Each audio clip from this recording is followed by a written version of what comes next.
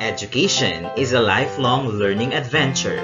So welcome to English 8's virtual classroom. Happy virtual learning with Sir Ron Trees. Hello learners! Today, we will be learning about composing an effective paragraph. So how do you react when your teacher asks you to write a paragraph? Like this?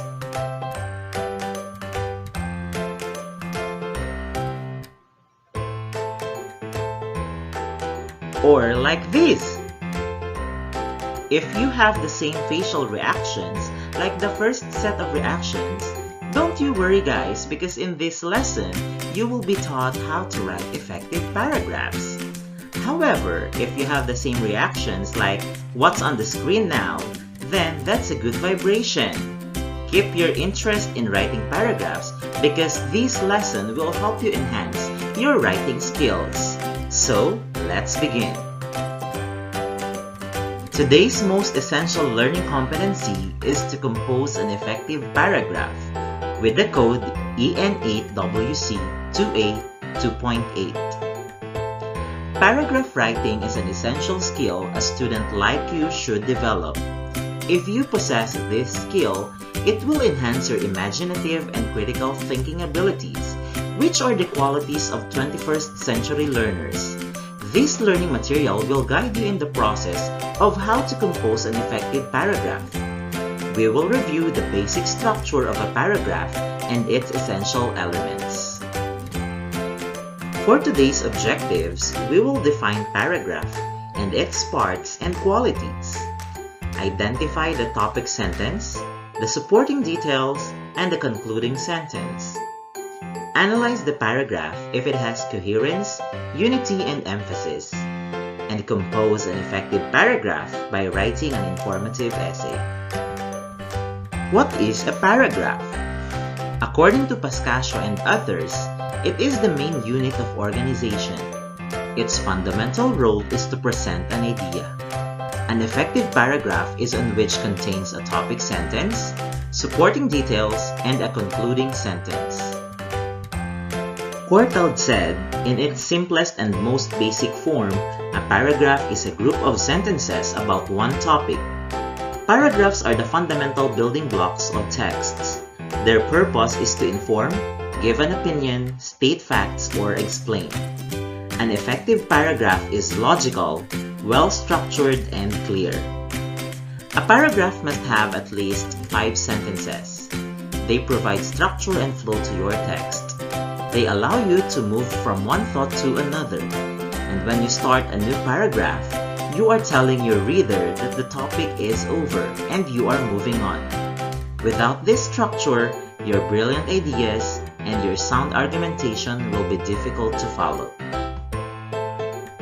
Writing effective paragraphs. A paragraph should be unified, coherent, and well-developed.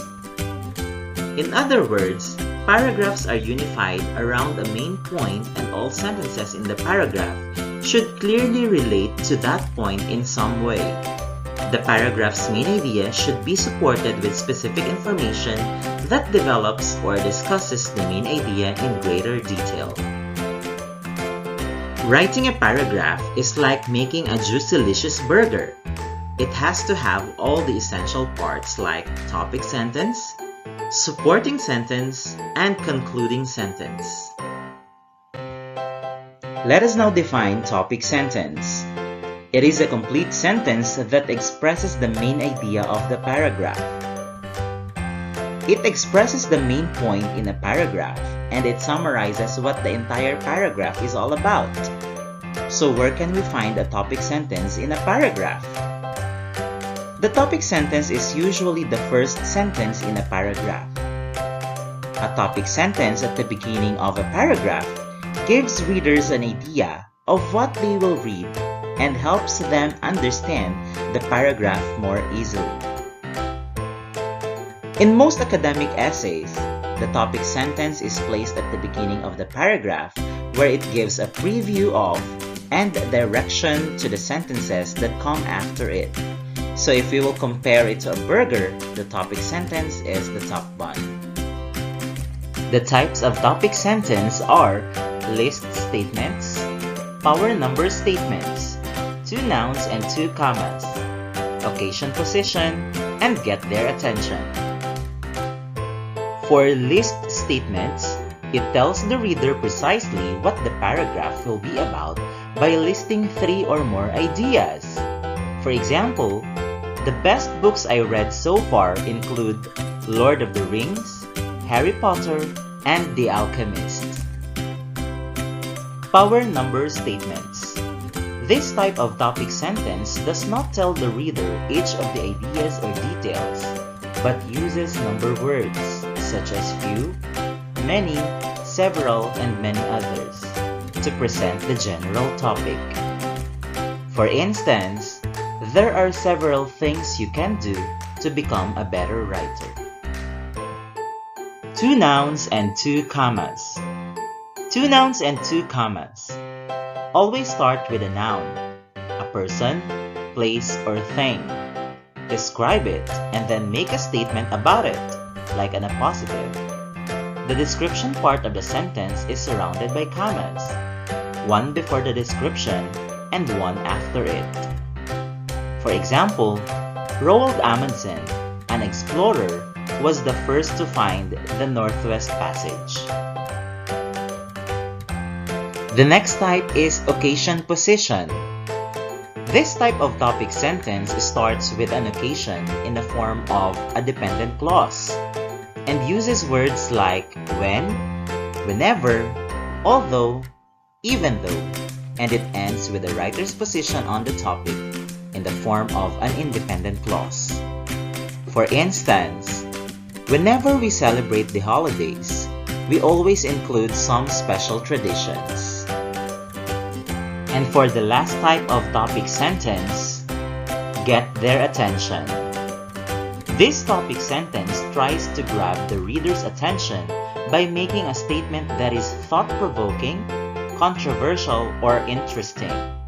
For example, the Italian deli serves the pastrami sandwiches in the country. Positions of a topic sentence. Earlier, we learned that usually a topic sentence can be found in the introductory part of a paragraph. However, there are times that the topic sentence is placed in the middle or at the end of the paragraph. Let us have these examples. A brownout for students would be a horrendous disaster. The students will not be able to check their mail. They cannot receive their emails either. They cannot use fax machine too. In here, the topic sentence is placed in the beginning of the paragraph. Next paragraph. Dancing and chanting. Polynesian students give visitors to the Polynesian Culture Center a glimpse of Hawaii's post. Through its exhibitions, the Polynesian Culture Center shows visitors the many elements of Hawaiian culture brought to Hawaii by Polynesians. For example, the center shows the similarities between the Polynesian and Hawaiian villages with life-size models. In addition, the center dramatizes Hawaiian legends of ancestors journeying across oceans. In this paragraph, the topic sentence is placed in the middle. Last example. The mountain air around a lake invigorates and pleases me. I like a lake's underwater life, such as minnows and trout, and I enjoy observing the plant life around me. Most important, a lake usually has no chemicals because lake water is clean, natural, and more refreshing for swimming. I prefer swimming in a mountain lake. In this paragraph, the topic sentence is placed at the final part of it. How to write a paragraph. Paragraph writing is like preparing a yummy burger. Are you now hungry? So let's get it on, baby. So let us now start making a burger. Let us have first the top bun, which is the topic sentence. There are 3 reasons why Canada is one of the best countries in the world. The next part of the paragraph is the body, or if compared to a burger, this is the juicy part. It is composed of supporting sentences or details that support your main ideas. These details allow the writer to thoroughly and comprehensively explain and provide examples to confirm and establish your ideas. Without the supporting details, your paragraph would be like a skeleton in need of some meat on its bones. So supporting sentences give details about the topic. They provide information by citing an example, evidence, relevant fact, reason, incident, and specific information.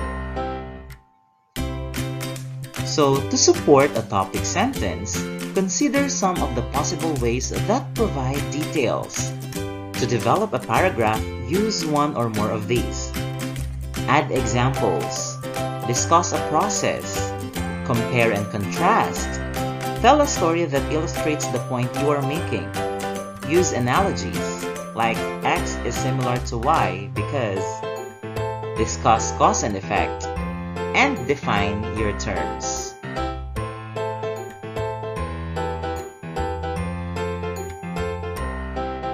Let us now continue making a burger. Earlier, we had the topic sentence, which is the top bun. Now, we'll have the body or the juicy part. In this example, we have the body of the paragraph or the supporting details for our topic sentence. First, Canada has an excellent healthcare system. All Canadians have access to medical services at a reasonable price. Second, Canada has a high standard of education. Students are taught by well-trained teachers and are encouraged to continue studying at university. Finally, Canada's cities are clean and efficiently managed. Canadian cities have many parks and lots of space for people to live. The last part of the paragraph is the conclusion. Concluding sentence signals the end of the paragraph and reminds the reader of the main idea. It also summarizes the main points or restates the topic sentence in different words. It never adds new information. In other words, a concluding sentence sums up the information that is presented in a paragraph. It completes the paragraph and restates the main idea. While approaching the conclusion, linking words or phrases like therefore, thus, resulting, hence, in brief, to sum up, on the whole, and in the end are very often used. Let us now continue making our burger again. The conclusion is our bun at the bottom of our burger. We are almost done making our burger. We already have the top bun, which is the topic sentence, the juicy part, which is the body, and the last part is the conclusion. Therefore, Canada is a desirable place to live. So putting them all together, we can now taste the sense of our paragraph. So the paragraph now goes like this. There are 3 reasons why Canada is one of the best countries in the world. First, Canada has an excellent healthcare system. All Canadians have access to medical services at a reasonable price. Second, Canada has a high standard of education. Students are taught by well-trained teachers and are encouraged to continue studying at university. Finally, Canada's cities are clean and efficiently managed. Canadian cities have many parks and lots of space for people to live. Therefore, Canada is a desirable place to live. So what are the qualities of a good paragraph? Let us remember the acronym ACU. A for adequate development, C for coherence, U, unity, and E for emphasis. The first one is adequate development. An effective paragraph is adequately developed when it describes, explains, and supports the topic sentence. Meaning, the topic which is introduced by the topic sentence should be discussed fully and adequately. You must adequately develop your idea and sufficiently support it for each paragraph. A lack of explanation and support leads to unclear ideas and confusion for the reader. So here are some methods to make sure your paragraph is well developed. Use examples and illustrations. You can also cite data like facts, statistics, evidence, details, and others. Examine testimony, like what other people say, such as quotes and paraphrases. Use an anecdote or story. Define terms in the paragraph. Compare and contrast. Evaluate causes and reasons. Examine effects and consequences. Analyze the topic and offer a chronology for an event. The ideas must have a clear and logical relation to each other, so a paragraph can become more coherent through the use of logical orders, signal devices, transition words or phrases between sentences and between paragraphs. Transitional expressions highlight the relationships between ideas, so they help readers follow your path of thought or see connections that they might otherwise miss or misunderstand. You may pause this video to see all the transition words that you can use in your paragraph writing. You may also pause this video to see how transition words were used in the paragraph. The next quality of a paragraph is unity. It is a very important quality of an effective paragraph. A paragraph must not only be complete in its development, but also unified in its structure. Meaning, one paragraph is about only one main topic. That is, all the parts of a paragraph, the topic sentence, supporting sentence, and sometimes concluding sentence are all stating the reader one main idea or topic. It means that all of the sentences in the paragraph are related to the topic sentence. The paragraph focuses solely on a single idea, point, or argument. Let us take this paragraph as an example. Sunday is my favorite day because I can watch football with my dad. There are other sports on other days to watch on TV. In here, the second sentence detours from the main topic. How watching football with dad makes Sunday your favorite day. Don't include unrelated details. Sentences like these don't relate to the main idea in the topic sentence. However, let's see if this paragraph observes unity. Sunday is my favorite day because I can watch football with my dad. He spends the whole day watching football on TV with me, since he doesn't have to work that day. In here, the second sentence now elaborates on the main topic. This is a unified paragraph. And for the last quality of a paragraph, emphasis. Emphasis is that principle of composition by means of which important ideas are made to stand. Norquist defines it as the placement of words and ideas in key positions in a text to give them special weight and importance. Emphasis can also be reached by the repetition of words and phrases. As an example, this great nation will endure as it has endured, will survive and will prosper. So first of all, let me assert my firm belief that the only thing we have to fear is fear itself. So that's it. I hope that you got new knowledge from this lesson. Let's now have the summary. A paragraph is a group of sentences about one topic. Paragraphs are the fundamental building blocks of texts. Their purpose is to inform, give an opinion, state facts, or explain. Topic sentence, body, and conclusion are the basic parts of a paragraph. The topic sentence expresses the main point in a paragraph. It summarizes what the entire paragraph is all about. The body gives details about the topic. It provides supporting details or information by citing an example, evidence, relevant fact, reason, incident, and specific information. The conclusion summarizes the main points or restates the topic sentence in different words. It never adds new information. Let's now have the brain gym. Identify the parts of the paragraph. What you need to do is to find the topic sentence, the body, and the conclusion. There are 2 paragraphs to answer, and you will be given 2 minutes in answering the task. If you need more time, you may pause the video and continue if you're done. So the timer starts now.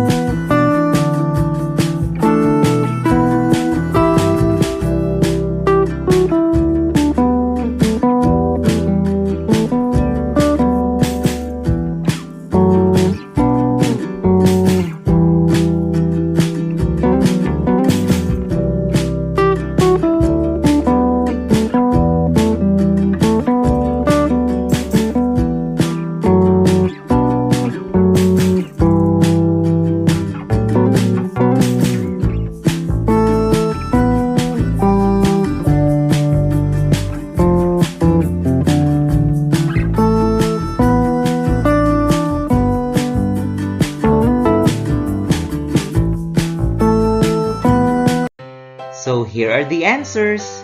Each part is highlighted in color and is labeled.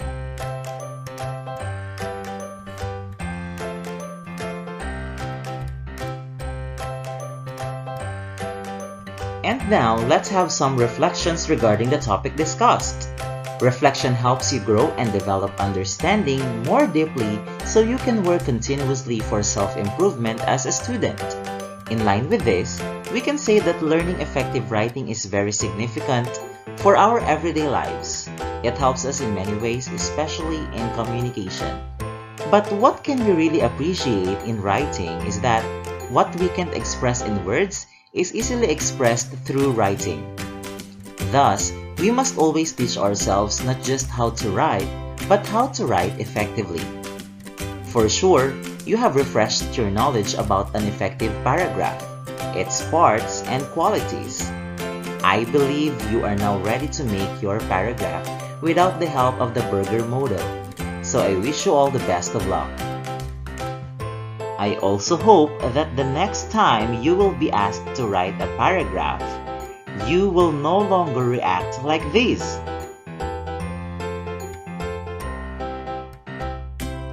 But like this, ready, confident, and excited in writing. Not just a paragraph, but an effective paragraph. So always remember that learning English is as easy as ABC. Enjoy learning right in the comfort of your homes. Once again, this is your Sir Ron Dries saying stay safe and sane. Have a happy day.